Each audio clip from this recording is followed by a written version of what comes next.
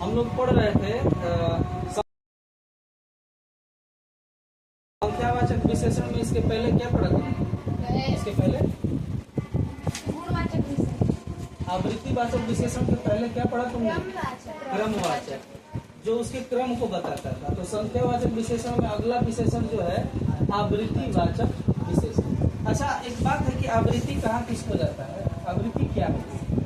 किसी काम को बार बार करने की दर, किसी काम को बार बार करने की दर को ही क्या कहा जाता है? आवृत्ति। समझ में आ गई बात? ये क्या होता है कि विशेष्य में किसी इकाई की आवृत्ति की संख्या बताती है कि कोई काम कितना बार हुआ, बार बार हुआ, कितना बार हुआ। जैसे दुगने छात्र, 2.5 गुना लाख। तो ये जो भाई साहब आप देख रहे हैं ना, 2.5 दुगना, 2.5 गुना दुगना, ये सब क्या है? आवृत्ति वाचक। समझ में आई बात? अगला है संग्रहवाचक। संग्रहवाचक विशेषण क्या होता है? ये अपने विशेष्य की इकाइयों का संग्रह, समूची इकाइयों का संग्रह बताता है। जैसे आपके पास मान लीजिए कि 8 पुस्तकें हैं, तो आपकी मम्मी ने, पापा ने, भैया ने, किसी ने बोला कि एक काम करो, किताब हटाओ वहां से। तो आपने क्या किया? ये अपने छोटे भाई बहन को बोला कि वहां से 8 किताब उठा करके रख। समझ रहे हो बात? पूरा किताब का एक ही बार है। ये इकाई हो गई और ये हो गया इसका क्या चीज? संग्रह। ये इकाई हो गया और ये चीज इसका क्या हो गया? संग्रह। समझ में आ गई बात? अगला है समुदायवाचक। समुदाय का मतलब होता है एक ही तरह की वस्तुओं, एक ही तरह के व्यक्ति जो एक जगह पे रहते हैं। अब इस समुदाय को तो आप समझ सकते हैं, गांव जो होता है अलग अलग टोला में बटा होता है। जैसे मान लो टोला के नाम रखो,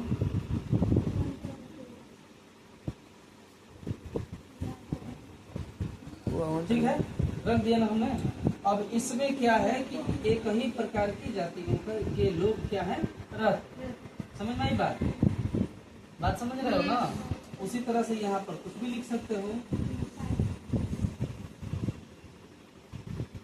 अब यहाँ पर एक ही प्रकार के व्यक्ति रहते हैं। वस्तुओं की जहाँ तक बात है तो वस्तुओं का सामुदायिक संख्या बताता है, वो होता है समुदायवाचक। जैसे मान लीजिए कि चप्पल कैसे मिलती है?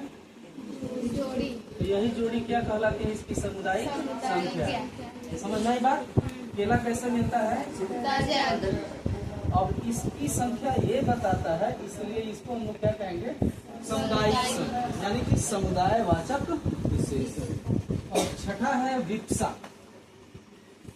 विप्सा, विप्सावाचक विशेषण में क्या होता है? व्यापकता का बोध कराने वाली संख्या। ऐसी संख्या जो व्यापकता माने बड़ा विस्तारित रूप से किसी चीज को बताती है, तो ऐसी संख्याओं को हम लोग विप्सावाचक कहते हैं। यह 2 प्रकार से बनती है। कैसे? या तो किसी संख्या के पहले आप प्रति माने प्रत्येक लगा दीजिए, की लगा दीजिए, हर लगा दीजिए, तो वो विप्सावाचक विशेषण बन जाएगा। या किसी संख्या के द्वित्व, यानी कि 2 बार उसको लिख दीजिए, बस वो हो जाएगी विप्सा। अब इसमें देखिए, प्रति यहाँ पे है, प्रति यहाँ पे है ना, प्रति 3 घंटे है ना।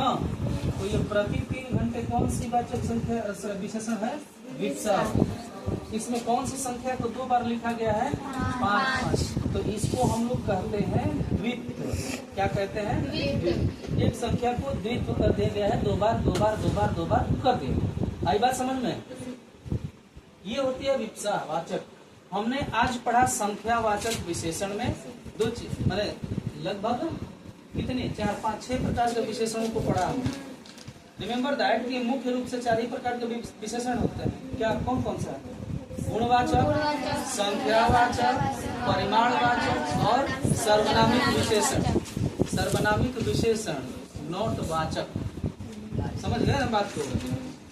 तो खूब मन लगा करके पढ़िए, खूब मन लगा के। हालांकि मैं उम्मीद करता हूँ कि आप लोग मेरी बातों को खाली क्लास तक ही समझेंगे, उसके बाद बाकी तो मार मार मार मार धर धर धर धर चालू हो जाएगा, है कि ना? चलो ठीक है।